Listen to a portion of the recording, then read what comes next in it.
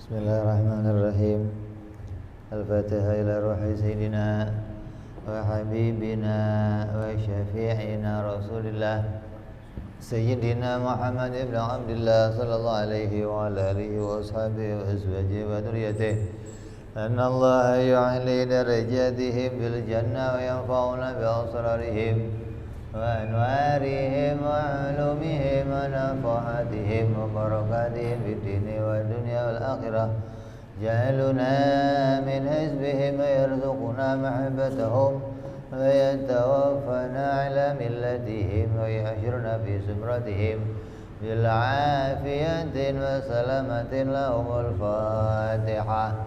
A'udzu billahi minasy syaithanir rajim.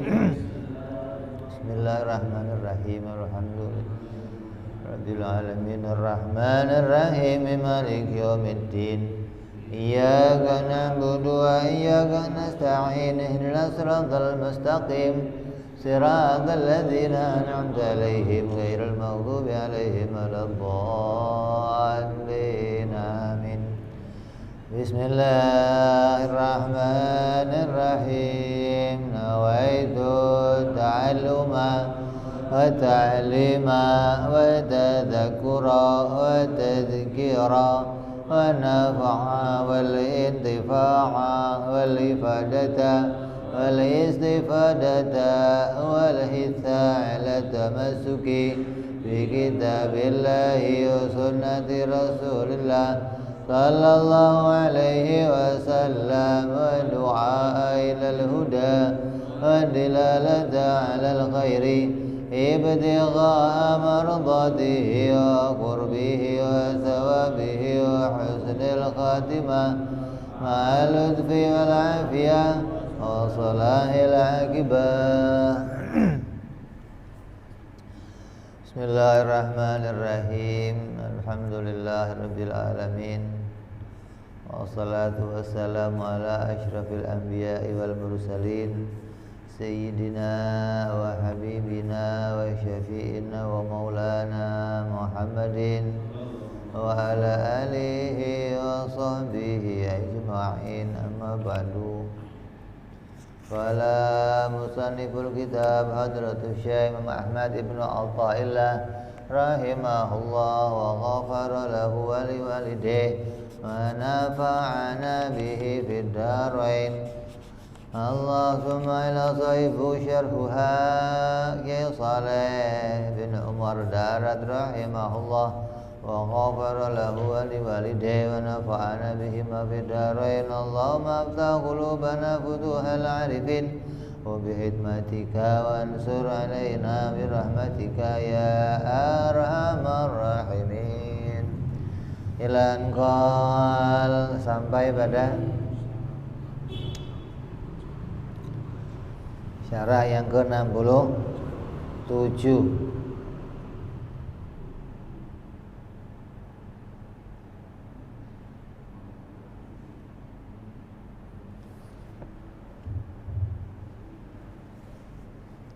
Man abadahu li syai'in yarjuhu minhu awliyat fa'ali ta'atihi wurudal uqubati anhu fama qama bihaqqi awsafihi. Siapa yang beribadah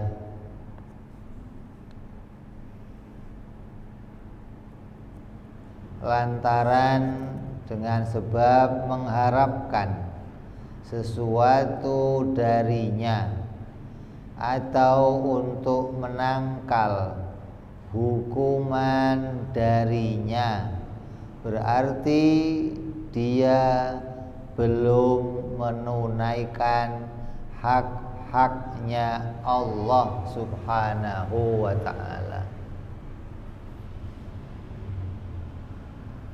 Ibadah minta sesuatu yang baik, ibadah minta perlindungan dari sesuatu yang buruk, itu dikatakan belum menunaikan haknya sebagai hamba. Belum menunaikan haknya, hak-hak ketuhanannya Allah Subhanahu wa ta'ala. Ini nyambung perjumpaan yang kemarin.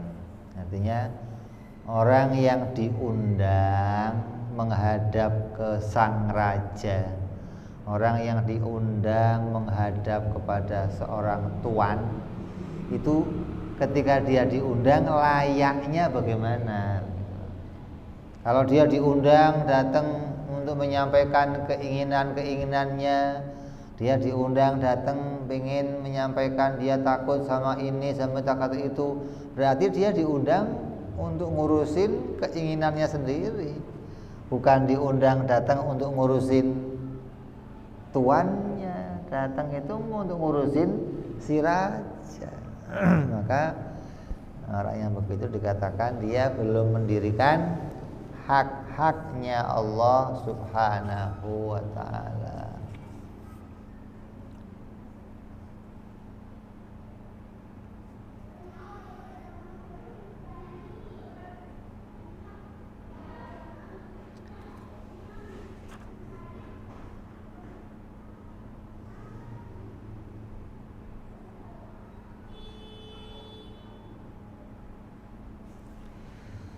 Maka itu makna terjemahannya. Maksudnya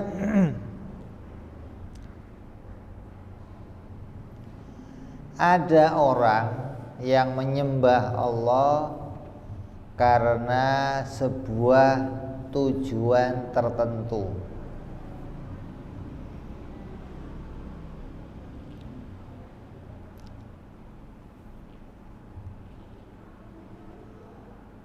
Ada orang menyembah kepada Allah dengan mengharapkan sesuatu yang dia harapkan dari Allah, baik itu harapannya untuk urusan dunia maupun harapannya untuk urusan akhirat. Yang sering apa?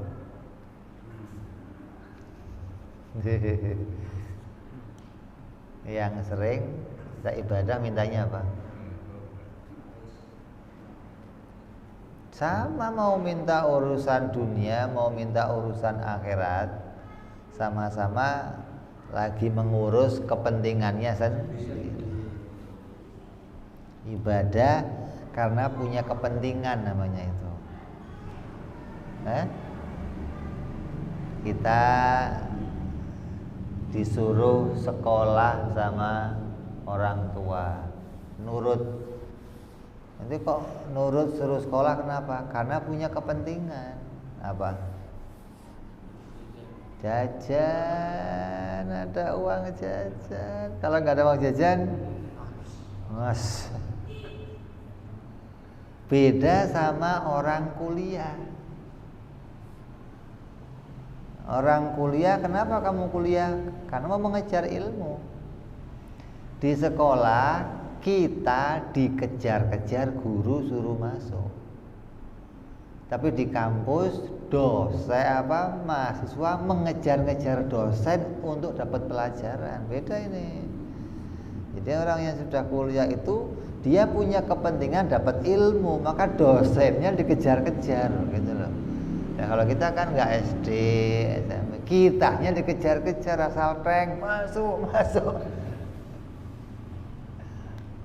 Ini menunjukkan beda kepentingan gitu loh. Jadi orang yang masih punya kepentingan pribadi, punya kepentingan untuk dirinya sendiri, maka terkadang dia beribadah kepada Allah, rela bergadang malam-malam, rela baca wirid sekian juta kali, rela puasa sekian ratus hari. Kenapa? Karena punya kepentingan. Kalau nggak punya kepentingan, Allah beratnya minta ampun.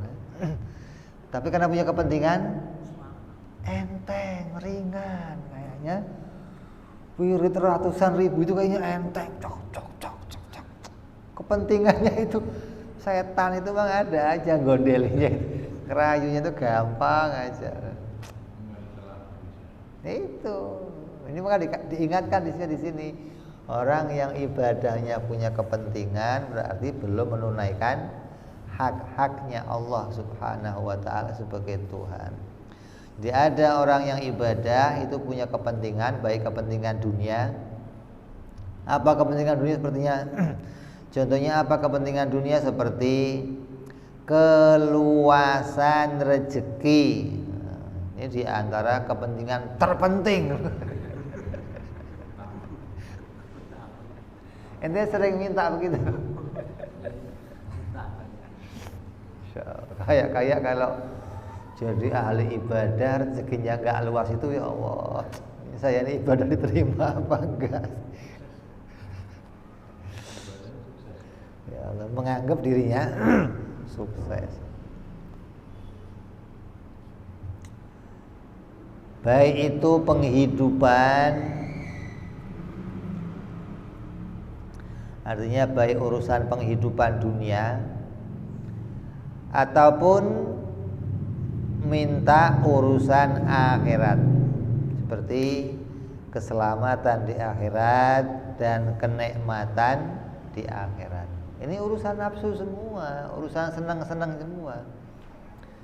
Keluasan rezeki, mendapatkan segala kemudahan. Ada fulus, mulus, segalanya halus. Enggak ada fulus, kan berat. Jadi kayak kalau sudah ada fulus ini, masya Allah, udah ibadah saya paling lancar dah, udah paling top dah, udah. Ada pula orang yang meminta, orang yang menyembah kepada Allah karena kepentingan pula yang lainnya, yaitu kepentingan ingin agar dirinya dijauhkan oleh Allah dari mara bahaya, agar dirinya terhindar dari mara bahaya. Baik bahaya itu bahaya dunia maupun akhirat. Minta perlindungan, ya Allah, saya ibadah kepada Engkau, tapi ada kepentingan ingin diselamatkan dari kepentingan dunia maupun akhirat. Kepentingan dunia seperti apa contohnya? Ingin selamat dari corona, ingin selamat dari bala dunia, seperti sempit rezeki. Nah, ini orang kalau ada jamu yang jual jamu tolak miskin, ini mungkin jamu terlaris di dunia. Nanti mau beli nggak, Din? Kalau ada orang jual jamu, ya, jamu tolak, itu mungkin jamu terlaris di dunia. Kalau ada, untung adanya tolak angin, bukan tolak miskin. Ingin diselamatkan, dijauhkan oleh Allah dari kesempitan rezeki, ingin dijauhkan dari penyakit, ingin dijauhkan dari bencana-bencana dunia, ingin selamat. Ini kepentingannya gitu loh. Kalau dia pas ibadah kok tiba-tiba masih mendapatkan ini, dia bingung, ini saya ini ibadahnya diterima apa enggak ya. Saya udah ibadah kok masih seret aja. Udah ibadah kok masih kena bala. Udah ibadah kok masih corona aja. Saya ini ibadahnya diterima apa enggak oleh Allah. Atau ingin selamat dari bencana akhirat, seperti apa? Siksaan Allah, kesusahan di padang mahsyar, lamanya keadaan kita dihisab. Ini pingin punya kepentingan, ini pingin selamat dari itu semua. Maka apabila demikian, kita itu ibadah masih punya semua kepentingan itu, maka cara kita menyembah kepada Allah itu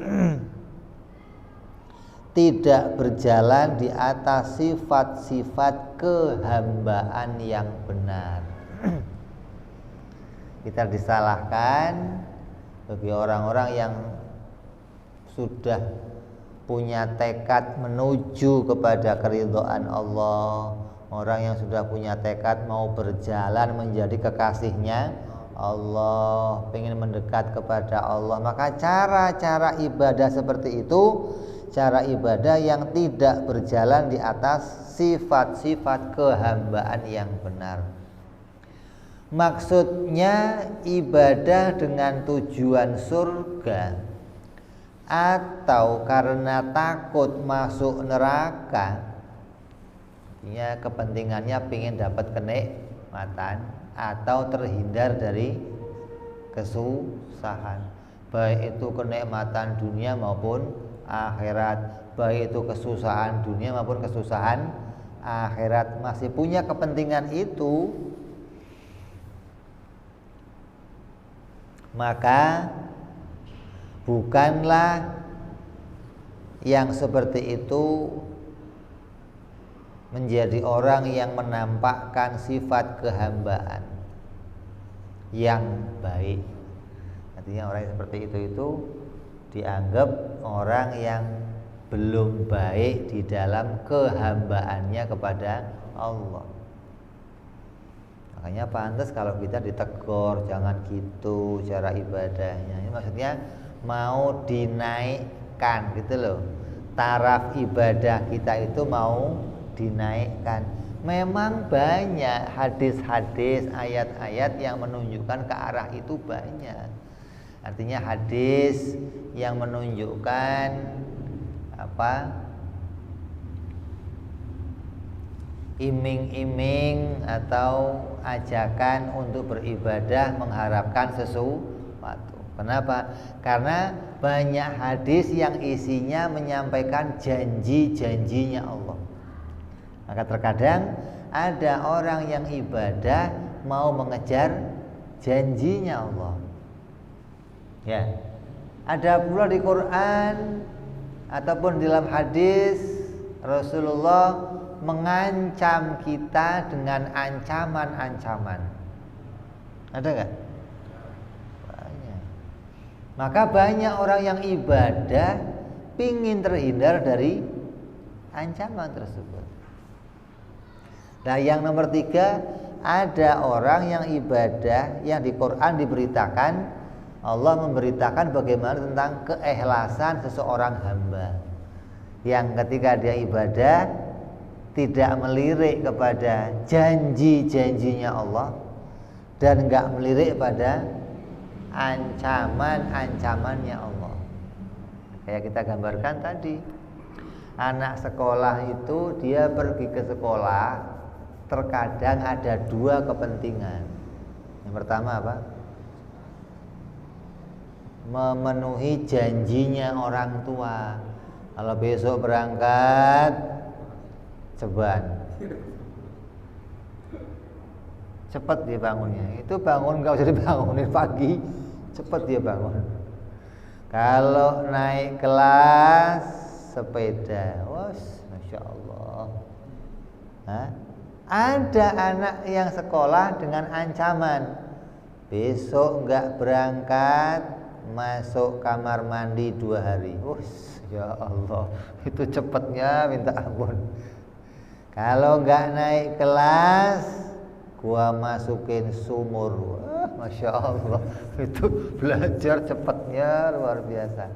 Ingin terhindar dari atau ingin mengejar, itu ibadah begitu yang digambarkan. Ini masih banyak di antara orang-orang atau kawan-kawan kita yang cara ibadahnya seperti itu. Salah enggak, Bib? Enggak salah. Kenapa? Karena itu memang dijanjikan oleh Allah dan diancamkan oleh Allah. Tapi bagi orang-orang yang masih tingkatan imannya Iman permulaan namanya. Nah, kita yang imannya permulaan, maka ketika cara ibadahnya masih seperti itu pantas. Tapi ketika ketemu sama orang-orang seperti Imam Ahmad Ibnu Athaillah, orang-orang yang mereka sudah naik tangkat taraf keimanan, kita disalahkan. Kita dianggap apa? Itu ibadah. Begitu cara ibadahnya. Yang kita anggap sudah pakai sorban di depan saf pertama sholatnya, begitu ketemu Ahmad, apa itu? Kayaknya salah semua ibadah. Karena memang kita ini mau ditingkatkan lagi dari tingkat awam, suruh naik gitu loh. Jangan di situ mulu kedudukan kamu. Asal baca Waqiah pengennya kaya, asal sholat duha pengen tokonya laris. Begitu duha tokonya sepi, bingung dia, nih saya tadi duhanya kurang apa gimana ya, ada yang salah apa, duhanya dikontrol melulu. Ya, jadi ini kita tahu hal ini nggak salah karena memang di Quran ada semua itu, dalam hadis Nabi ada semua itu. Apa? Janji-janji Allah dan ancaman dari Allah. Siapa yang sholat akan saya masukkan surga, yang di bawahnya ada air yang mengalir, taman-taman yang indah, bidadari. Maka orang yang harapannya sholat kok pikirannya bidadari aja, itu mesum. Orang-orang mesum, sholatnya sholat. Tuh, kok sholat tapi mesum, itu begitu. Setelah selesai sholat bidadari bro, Masya Allah. Sholatnya luar biasa, mesumnya. Hati-hati ente.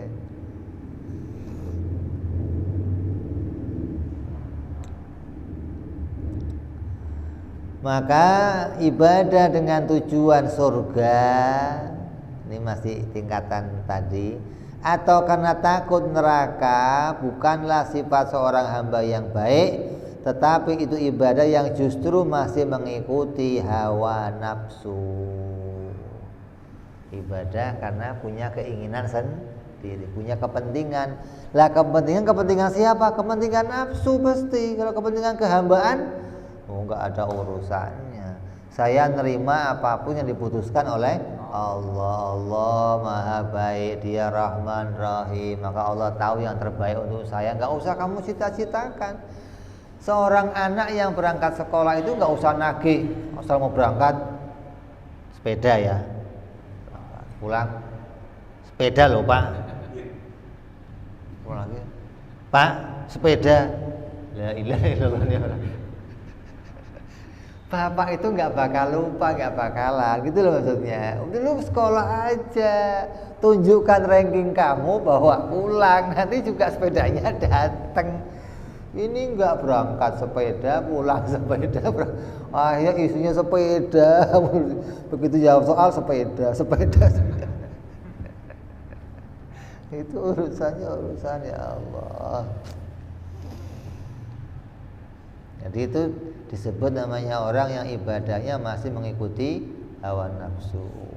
Sifat seorang hamba yang sebenarnya harusnya dia menyembah kepada Allah karena tujuan murni mengagungkan Allah sebagai tuannya, memuliakan Allah, dan ibadah karena sifat keagungan Allah dan ketinggian zatnya Allah. Memang Allah itu berhak untuk disembah. Dia Tuhan, Dia pengayom, Dia yang mengurus kita, yang mengatur segala sesuatu, yang maha baik, yang maha bijaksana. Segala kesempurnaan ada pada Dia, maka Dialah zat yang berhak untuk disembah. Maka atas pengertian itu, atas makna yang tersimpan di hati kita yang begitu, kita ibadah kepada Allah. Maka ada 3 macam manusia dalam keikhlasan ibadahnya. Ini tingkat keikhlasan ibadah oleh musonif diukur menjadi 3 tingkatan. Ada 3 tingkatan yang kita akan dikasih tahu tentang bagaimana nilai keikhlasan dalam ibadahnya seseorang. Yang pertama, orang yang ibadah karena takut pada ancamannya Allah. Ada kan? Kalau nggak sholat, neraka. Kalau nggak sekolah, tampar. Kalau nggak sekolah, cubit.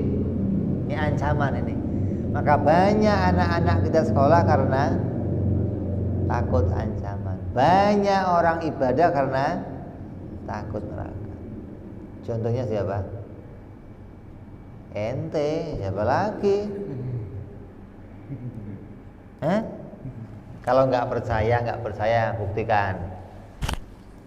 Kamu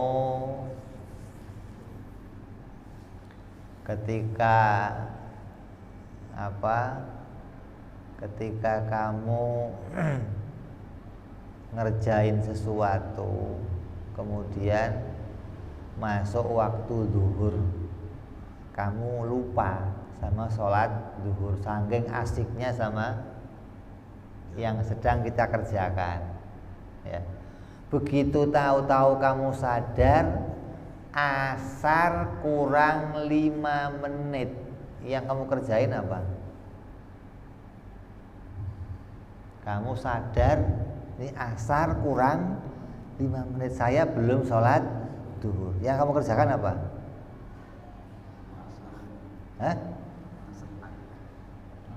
Langsung. Kalau kamu ada yang ngalang-ngalangin untuk enggak sholat gimana? Akan kamu lawan. Kenapa kamu maksain ngejar waktu untuk sholat waktu itu? Kenapa? Ya, ini sama, ngaku namanya kan. Berarti sholatnya karena takut. Ini kalau sampai saya nggak sholat, nerakain saya, taab saya ini.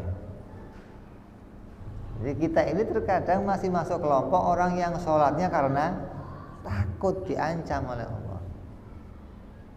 Ini tingkat pertama namanya. Orang yang tingkat ibadahnya sholat karena takut kalau saya nggak sholat, Allah mengancam saya. Saya akan dimasukkan neraka oleh Allah, akan disiksa oleh Allah. Ini tingkat yang pertama. Karena takut pada ancaman Allah, takut pada siksa Allah, atau karena ingin mendapatkan perlindungan dari Allah Subhanahu wa ta'ala. Perlindungan dari apa? Sakit, dari melarat, dari celaka, dari bencana. Baik perlindungan dunia maupun perlindungan akhirat. Maka itu keikhlasannya, awamnya, umumnya orang Islam. Orang awam rata-rata begini. Dianggap ikhlas enggak? Ikhlas. Kenapa? Karena enggak punya kepentingan lain selain janjinya Allah. Jadi masih ikhlas, bukan berurusan sama selain Allah. Saya ibadah karena mengurusi janjinya Allah. Saya ibadah karena mengharapkan selamat dari ancamannya, masih dianggap ikhlas. Karena yang diurus masih kepentingannya Allah. Artinya ada janji yang Allah sampaikan, maka dia mengurus hal tersebut. Dan ibadah yang seperti ini termasuk ibadah yang cacat atau murah nilainya nanti di akhirat. Di sini kayak hebat, di sini kayak Hebat. Nanti di akhirat nilainya rendah gitu loh. Bukan kamu nggak dihitung ibadah, bukan. Receh nih. Kayaknya udah stop, depan sendiri. Allah. Kok tasbihnya aja nilainya receh.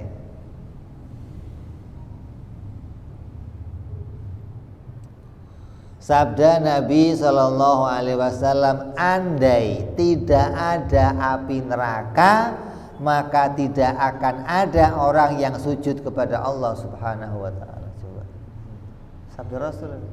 Artinya orang-orang awam ini kalau enggak ditakut-takutin sama nerakanya Allah, banyak yang enggak ibadah.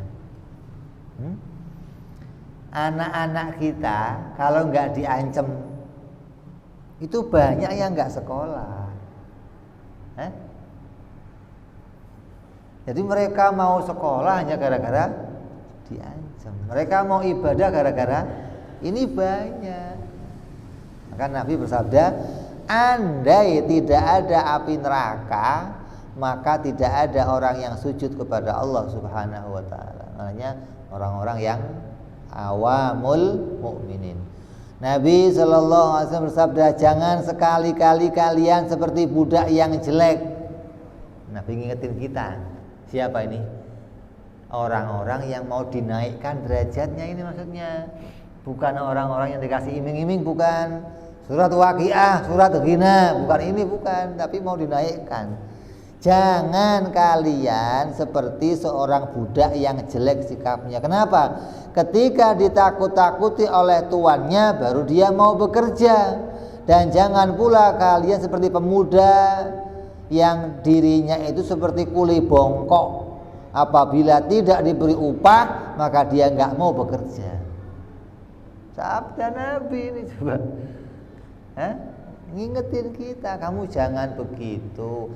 Jangan sampai nilai ibadah kamu receh. Jangan sampai nilai ibadah kamu nggak ada. Ini sabdanya Rasul Sallallahu Alaihi Wasallam. Maka diambil dalam sebuah riwayat dari Wahab bin Munabbah, dinukil dari kitab Zabur. Allah Subhanahu wa taala berfirman dalam kitab Zabur, tidak ada yang lebih zalim dari orang-orang yang menyembah kepadaku hanya mengharapkan surga. Coba, zalim itu dianggap zalim apa enggak? Coba,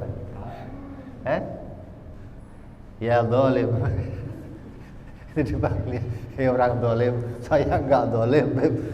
Ente pengen surga, pengen zalim. Ya Allah, ya Rabb, ini pun bagaimana coba? Dari tadi bagi orang-orang awam. Jadi di kitab Zabur ada ungkapan, ada firman-Nya Allah yang isinya tidak ada yang lebih zalim. Tapi sezalim-zalimnya orang coba. Ini kezaliman kan. Sezalim-zalimnya orang adalah orang yang ibadah kepada Allah, menyembah kepadaku, kata Allah, hanya karena mengharapkan surga atau karena takut neraka.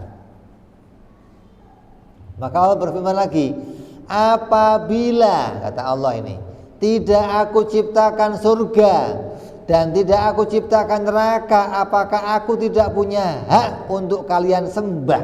Coba. Kalau gak ada surga, gak ada neraka, kata Allah, apa saya gak layak disembah? Layak gak?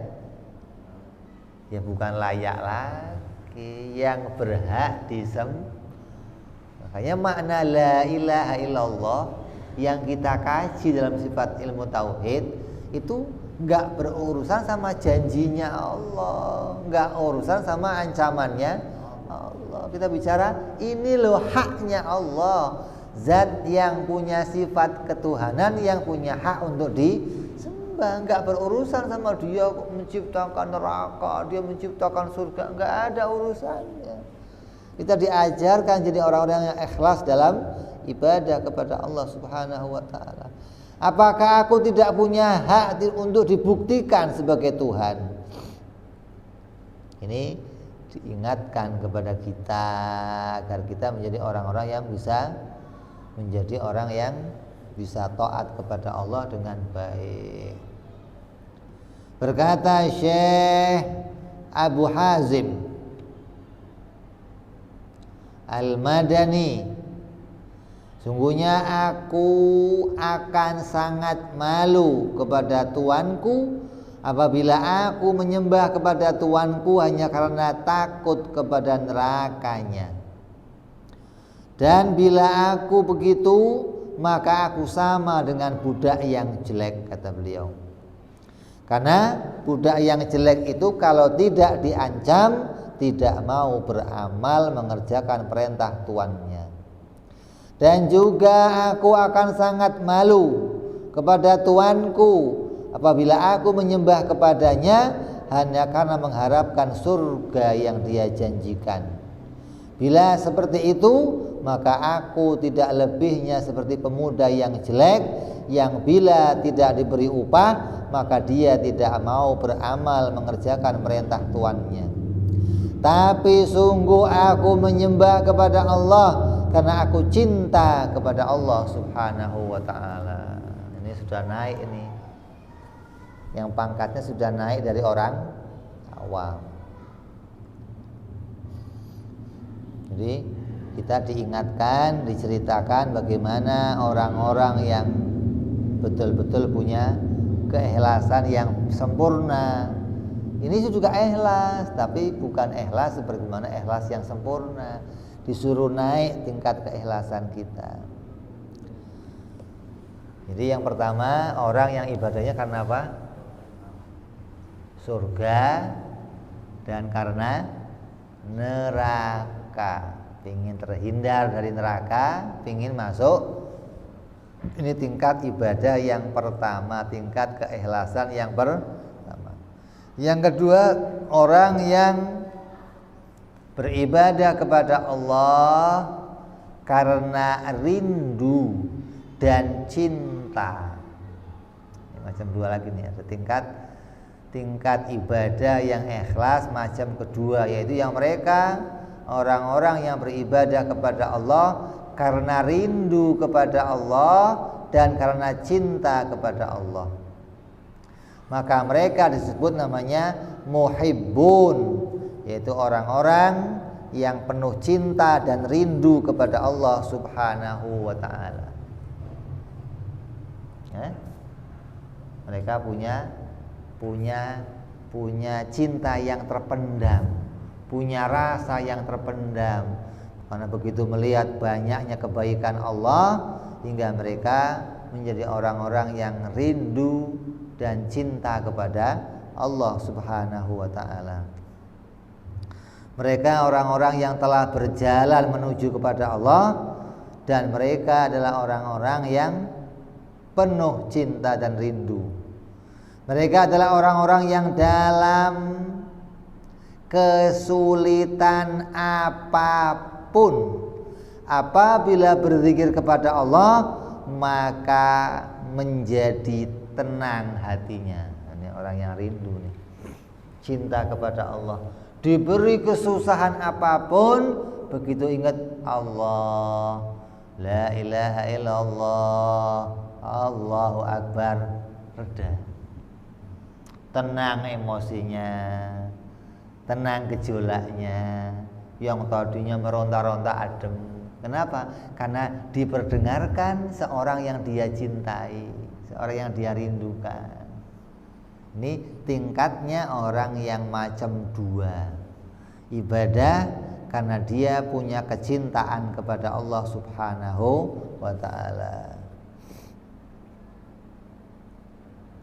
Terus yang nomor 3, orang yang ibadah kepada Allah karena membenarkan kehambaannya kepada Allah.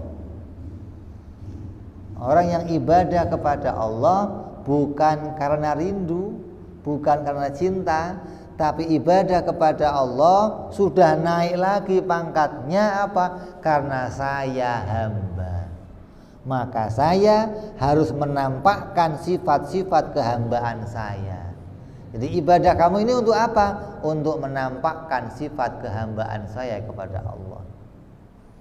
Ini orang yang mengagungkan Allah dengan seagung-agungnya hingga dia ibadah betul-betul karena kehambaannya kepada Allah dan ingin mendirikan hak-hak ketuhanannya Allah Subhanahu wa ta'ala. Ini kenapa ibadah? Karena Allah zat yang berhak disembah. Tidak ada yang berhak disembah selain Allah. Maka karena mengagungkan Allah, maka dia menyembah kepada Allah karena mendirikan hak-hak ketuhanannya Allah Subhanahu wa ta'ala. Maka mereka ini disebut orang-orang yang ma'rifatullah, orang yang ibadahnya karena mengenal kepada hak-haknya Allah Subhanahu wa ta'ala. Maka ketiga orang itu ibadah dengan cara yang sama. Sama gak ibadahnya? Orang yang pertama ia sholat duhur, yang kedua ia sholat duhur, yang ketiga sama. Mereka tiga kelompok ini ibadah dengan cara yang sama, tapi dengan tujuan yang berbeda-beda. Syariahnya sama, thariqahnya sama, yang beda hakikat ibadahnya yang berbeda. Maka kamu suruh ngaji ilmu hakikat biar punya pengetahuan bagaimana cara ibadahnya orang-orang yang levelnya mulia di hadapan Allah Subhanahu wa ta'ala, yang ibadahnya nilainya tinggi, enggak recehan, enggak. Nilainya nilai obat merah, jangan nilainya gambar monyet aja ibadah, nilainya gambar monyet aja. Jadi kamu harus ingat kenapa? Wong cara ngerjainnya sama. Kenapa? Yang satu punya nilai tinggi, yang satu punya nilai receh. Nah, kamu kalau sudah tahu, kenapa kamu cari yang receh? Sudah tahu caranya sama. Kecuali, ini yang nilai tinggi ini ibadahnya beda.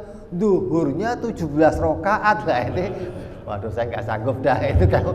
Ini duhurnya 4 rakaat.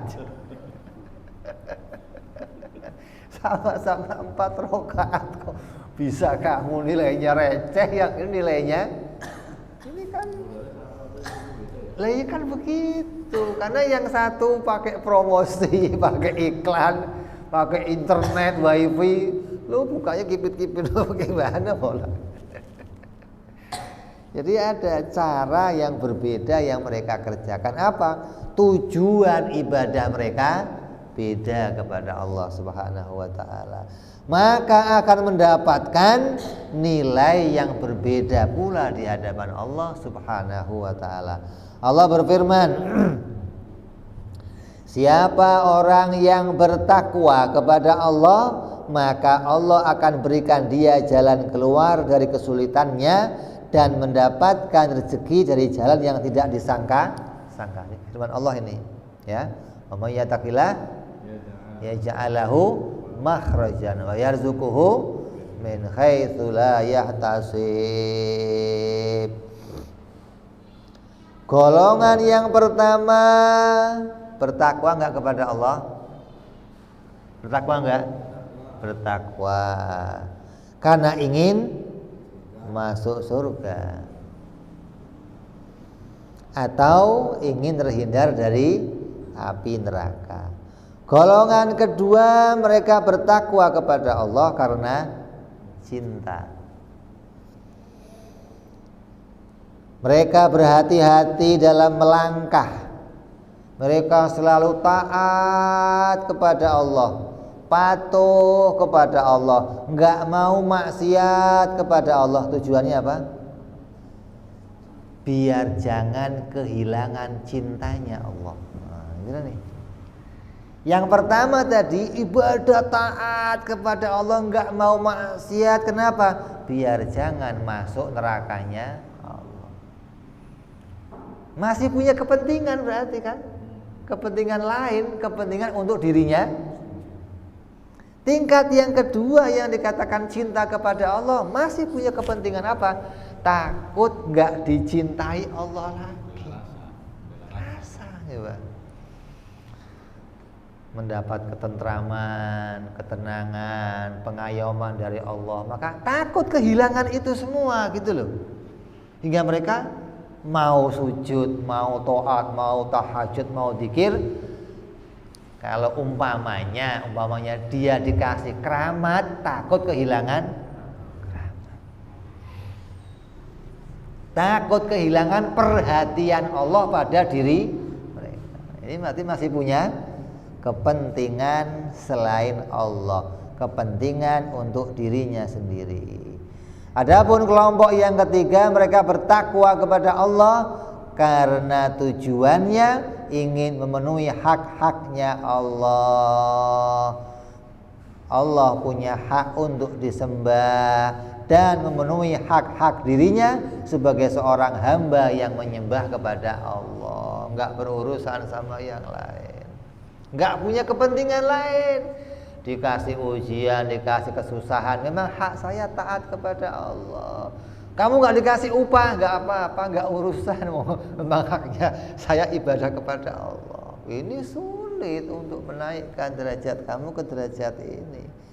Tapi inilah nilai yang tertinggi, nilai yang terhebat dari macam-macam takwa. Sama-sama takwanya, sama-sama sholatnya, tapi ini yang punya nilai. Kalau kamu nggak bisa ngejar ini, berarti kamu recehan terus. Ya lumayan receh daripada enggak. Ya sudah repot kalau begitu. Masih lumayan receh daripada enggak. Ya udah nggak apa-apalah. Yang penting masih dapat.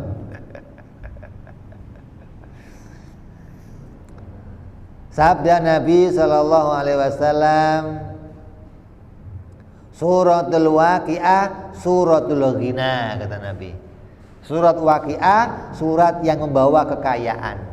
Maka bacalah dan ajarkanlah kepada anak-anak kalian. Sabda Nabi ini. Maka kita harus malu bila kita meminta upah dari ibadah kita kepada Allah Subhanahu wa ta'ala.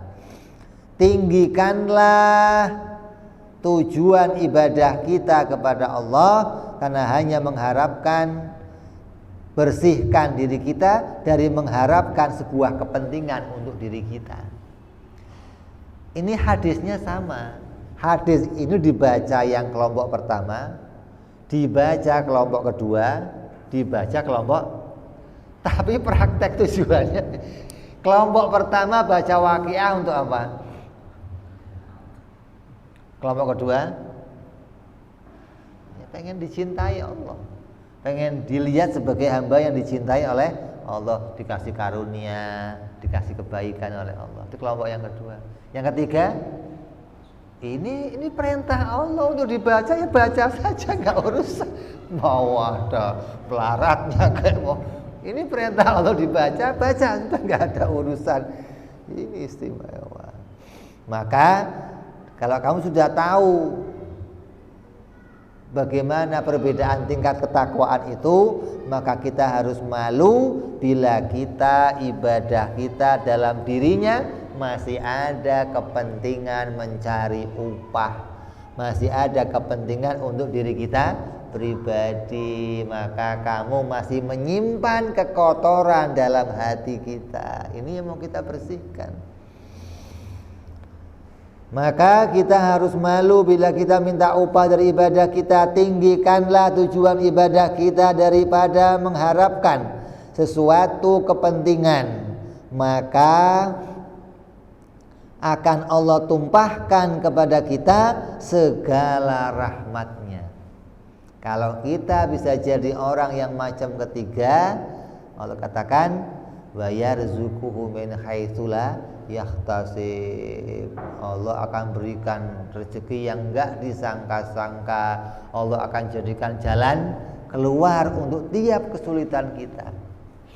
Makanya sahabat Nabi itu ada yang walaupun dia melarat, hidupnya pas-pasan, kata dia apa? Saya enggak pernah takut enggak makan.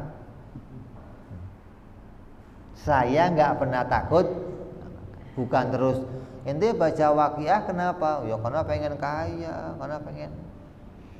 Mereka menjadi hambanya Allah, mereka selalu menjadi orang-orang yang bergantung diri kepada Allah. Apapun kesulitan saya, Allah akan jadikan jalan keluar. Allah akan jadikan pintu pembuka untuk segala macam kesulitan saya.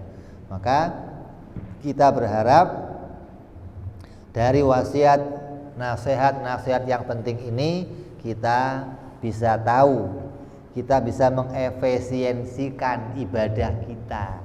Nilai apa? Ibaratnya modalnya sama nggak? Sama-sama 4 rakaat, kan sama waktunya. Yang satu berapa? 10 menit, ya modalnya samalah, kamu 10 menit. Tapi kenapa kok hasilnya bisa beda gitu loh? Sama-sama 10 menit ya, sama-sama 4 rakaatnya. Jadi kalau enggak kita bina keadaan ini untuk beda ijazahnya. Nah itu makanya beda sekolahnya. Ini sekolahnya sekolah daring. Sekolahnya dari rumah doang. Ini mondoknya sampai ini begitu dia mulai praktek kerja, ya nilainya berbeda. Ada yang dibayarnya per jam, ada yang dibayarnya per hari, ada yang per bulan dibayarnya, sebulan baru dibayar, ada yang per jam. Ini saya waktu sudah habis sejam. Ya Allah, ini kita mudah-mudahan diri kita bisa meningkatkan segala macam ibadah yang nilainya bisa menjadi nilai yang istimewa.